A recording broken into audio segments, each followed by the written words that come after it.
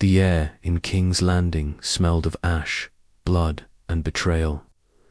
Eddard Stark, Lord of Winterfell, and now Hand of the King, stood at the edge of Robert Baratheon's deathbed, his face hard with grief. Robert's final breath was shallow, his skin pale. Ned held the king's hand as it went limp, the grip of life leaving his body. But Ned had already made a decision, a dangerous one. He had seen what power did to people. Stannis was cold, unyielding, and would rule with fire and fear. Renly was charming but untested, and Joffrey. Ned couldn't even think of Joffrey without clenching his fists in anger. That boy was no son of Robert's, not truly. Not with that golden hair and the Lannister sneer. Then there was the boy in the smithy, Gendry, Robert's blood, strong and honest, working in the heat of the forge, unaware of the crown in his veins. Ned remembered Robert's face when he was younger, bold, full of fire. Gendry had the same look in his eyes, that stubborn Baratheon strength, and unlike the vipers in the Red Keep, Gendry had no hunger for power. He'd be the one. Not because he wanted the throne, but because he never did. Ned sent trusted riders north and west, discreetly pulling allies from the shadows. He whispered of true blood and betrayal, of the incest that poisoned the throne. Few believed it at first, but when Varys brought word that Cersei planned to seize power before Robert's body grew cold, Ned acted fast. He sent a raven to Jon Arryn's old allies in the Vale, begging for quiet support. To Stannis he sent a letter, not claiming the throne, but asking him to protect the realm in Gendry's name. To Renly, nothing. He knew the man too well. Then he visited the blacksmith. Gendry looked up, confused as Ned entered. He wiped sweat from his brow and stared. "Lord Stark," Ned nodded. "Pack your things. You're leaving the city. There are people who would kill you just for your name." Gendry frowned. "What name, Baratheon?" The boy blinked. "I'm—" "No, Lord, no," Ned said grimly, "but you could be king." Gendry laughed, then saw the seriousness in Ned's eyes. "You're mad," he whispered. But the storm had already begun. The next morning, Joffrey sat on the Iron Throne, sneering at the crowd. Cersei stood by his side, smug and proud. Ned arrived with the city watch, but instead of supporting him, the gold cloaks turned their blades. Betrayal was swift, but Ned had planned for it. Littlefinger had betrayed him, as expected, but Varys had kept one promise. He smuggled Gendry out of the city under the guise of a new recruit to the Knights. Watch Dot in the north, Robb Stark raised his banners. In the Stormlands houses once loyal to Robert stirred, and in secret letters travelled fast, faster than even Raven's whispers of the true-born blood of Robert, hidden in plain sight, raised by the forge, as Ned sat imprisoned in the dark cells of the Red Keep, tortured by his mistakes and the weight of his decisions. He whispered only one thing to himself: protect the boy. Outside the walls, the Game of Thrones had changed. The black cell was damp and smelled of rot. Rats scurried in the corners, and the only light came from a flickering torch far down the hall. Ned Stark sat on the cold stone floor, his back against the wall, weak from days without proper food or rest. He had faced many battles in his life, but nothing compared to the silence of betrayal. He closed his eyes and thought of Gendry. Varys had kept his promise. The spider moved in silence, with whispers instead of swords. Gendry was already on his way out of the city when the trap was sprung. The last thing Ned had seen before the swords turned on him was Gendry's cart leaving through the eastern gate, hidden among other Night's Watch recruits. Somewhere out there, Robert's true son was alive, and maybe, just maybe, he had a chance.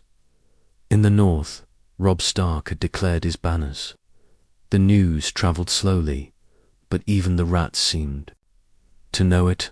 The boy was furious, not just about his father's arrest, but about the insult to the Stark name. The North would not kneel, not this time. Meanwhile, in the Riverlands and Stormlands, strange alliances began to form. Some lords were tired of the Lannister stranglehold. They remembered the rebellion against the Mad King. They had fought for Robert once. Maybe they could fight for his blood again. But none of this helped Ned in the darkness. One night, the door to his cell creaked open. Varys entered, wrapped in shadow. He didn't speak at first, just stared at Ned with sad, unreadable eyes. "They plan to execute you soon," Varys whispered. Ned nodded slowly. "I expected nothing less." "There is another way," the eunuch said. "Cersei wants your confession. Say the boy Joffrey is the rightful king, bend the knee, and they may let you take the black." Ned looked up, and Gendry gone, safe, out of their reach. Ned leaned back, his breath shaky. "Then let them do what they will." But Varys didn't leave yet. "There's talk, Lord Stark, in the Stormlands house. Baratheon is divided. Stannis prepares for war. But some say there is a boy young, strong, with Robert's hammer arms and black hair travelling under a false name." Ned smiled faintly. "Then it's begun, far away." Gendry didn't understand the storm that surrounded him. He rode with a small group of black-cloaked men, including a gruff knight named Seer Donnell, who wasn't truly sworn to the Watch. Gendry kept his head down, working the forge when they stopped in villages, pretending he was just a simple smith's boy. But then one night, Seer Donnell handed him a letter. Wax seal broken, ink smudged, but the words burned into Gendry's mind. "You are Robert's son. Bastard or not, the blood of kings runs in your veins. Westeros bleeds. If you will not take the throne, others will take your head. Find the truth, and decide for yourself." Signed, Eddard Stark. Gendry dropped the letter. With shaking hands, he had never wanted this. He didn't even understand what it meant to be a king. All he knew was metal and sweat, the clang of the hammer, the heat of the forge. But the world didn't care what he wanted. Now they would chase him for what he was. And, in King's Landing, the boy King Joffrey laughed from the Iron Throne, unaware that the blood he spilled would rise again hot, hammering and hungry. Gendry sat in silence by the campfire, staring into the flames like they held answers. Around him, the forest was quiet, except for the faint crackling of burning wood. Seer Donnell sharpened his sword nearby, his face grim and focused. The others in the group were asleep or pretending to be. They had been travelling under false identities for weeks now, skirting villages and avoiding roads, always moving south. "Why me?" Gendry finally asked, voice low. Seer Donnell didn't look up. "Because you were born of a king," Gendry scoffed. "I'm a bastard, a mistake." "That doesn't matter now," the knight replied. "The realm's bleeding. People want someone to believe in, and your name, you're blooded, gives them hope." "I didn't ask for that," Gendry muttered. "No one asks for a crown," Seer Donnell said, pausing with the blade. "Only fools chase it. But if you don't stand, others will burn the world to claim it." Back in King's Landing, Ned Stark was gone, executed in the name of peace. His head displayed on a spike like a warning, but it had the opposite effect. The north erupted. The riverlands burned, and whispers of rebellion spread like wildfire. Arya had escaped the city with help from Yoren, who shaved her head and dressed her like a boy. She didn't cry when her father died. She clenched her fists and swore she'd kill every Lannister she saw. Somewhere in the chaos, she heard the name Gendry spoken by Yorens, something about him being important. She remembered him from the forge. Meanwhile, in Dragonstone, Stannis Baratheon raged. Ned's letter had reached him before the execution. Gendry's existence had ignited a fire in Stannis, but not one of affection. It was fury at another Baratheon bloodline, one more loved by the people, even as a bastard. He is not the true heir, Stannis growled to Melisandre. He is Robert's sin. I am Robert's brother. Melisandre, dressed in red, smiled. But the Lord of Light favors kings born in fire and shadow. Blood is power, and the boy may yet serve. Stannis didn't like it. He didn't trust it. But he knew the realm would be drawn to the idea of Robert Sonstrong, simple, honest.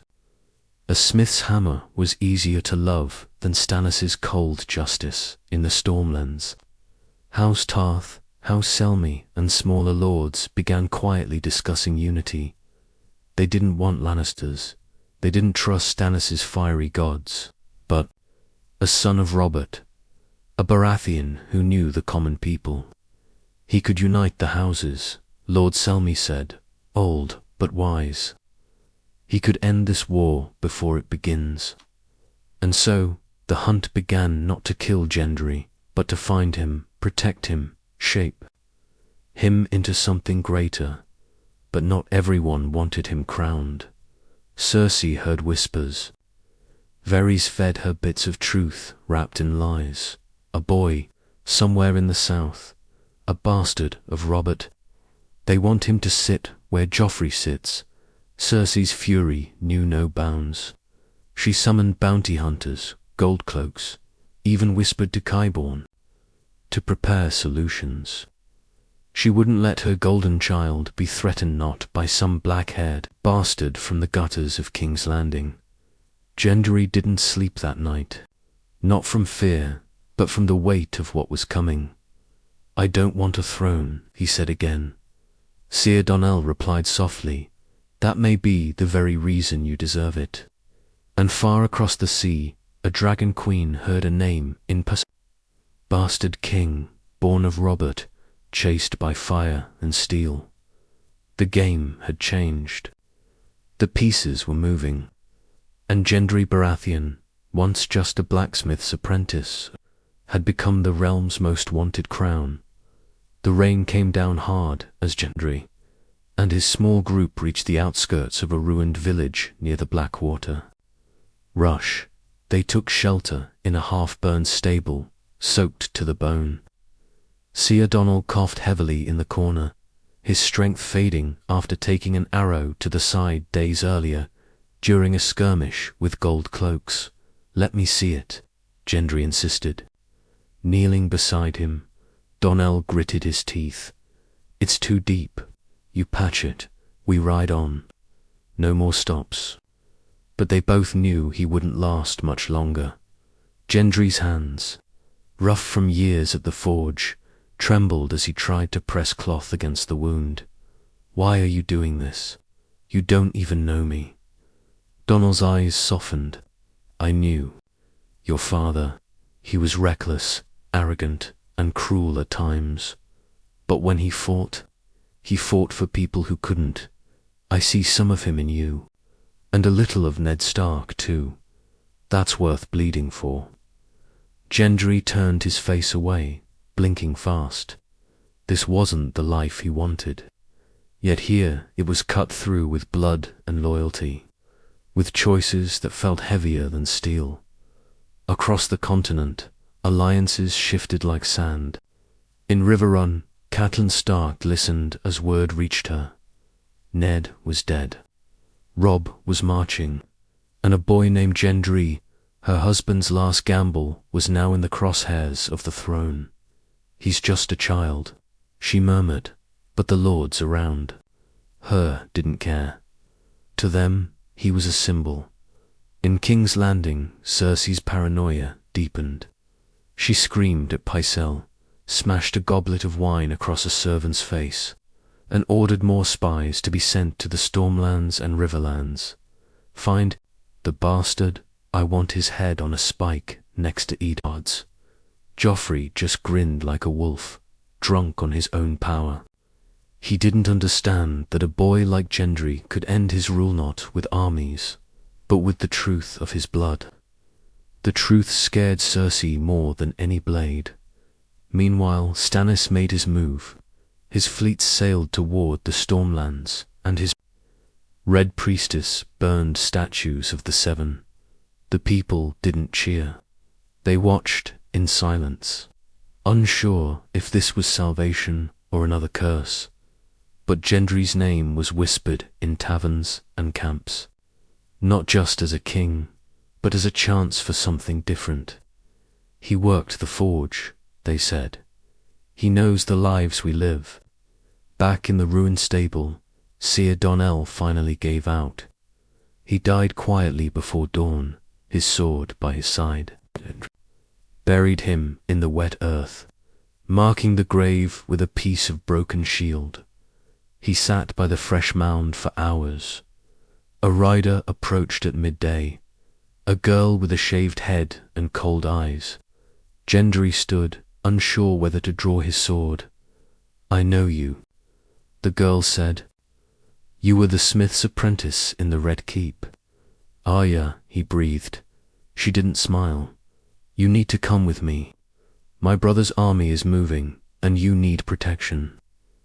"I don't need protection," Gendry said, anger flashing. "I need to disappear." "No," Arya replied.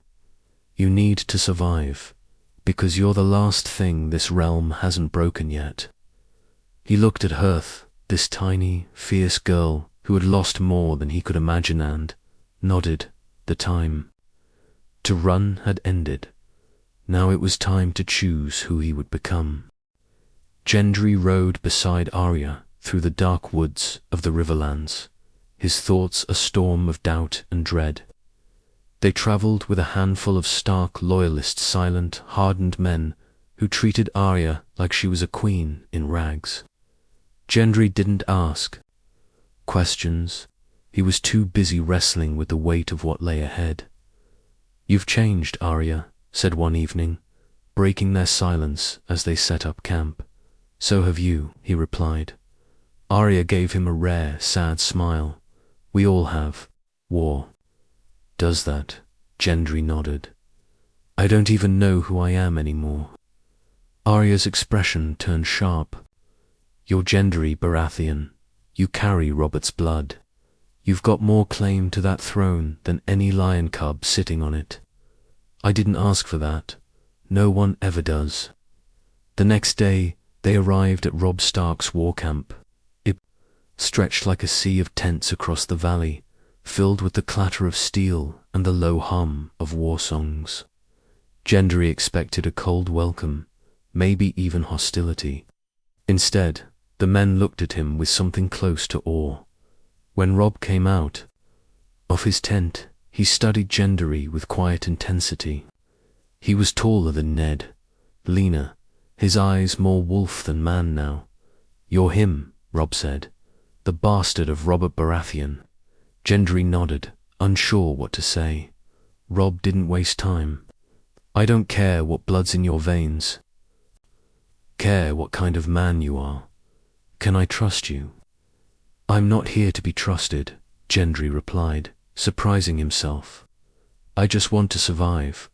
Robb's expression didn't change.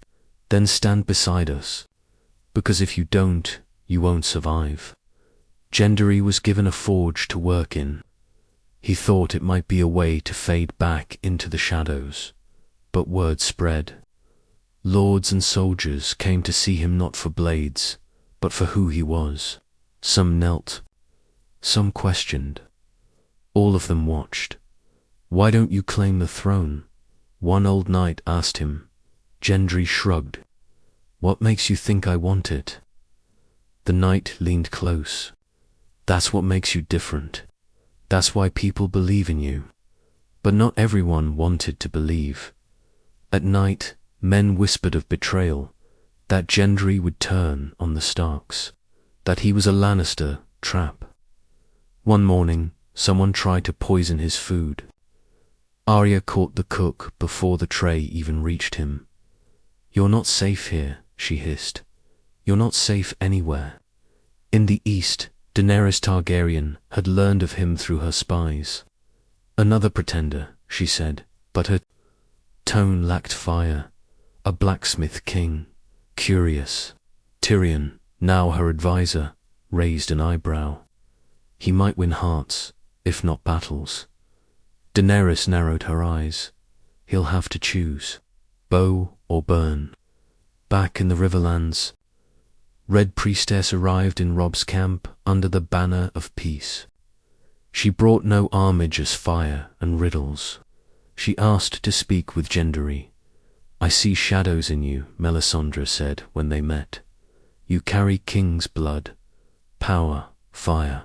Fire, I carry calluses and soot, Gendry replied. She smiled, unnerving.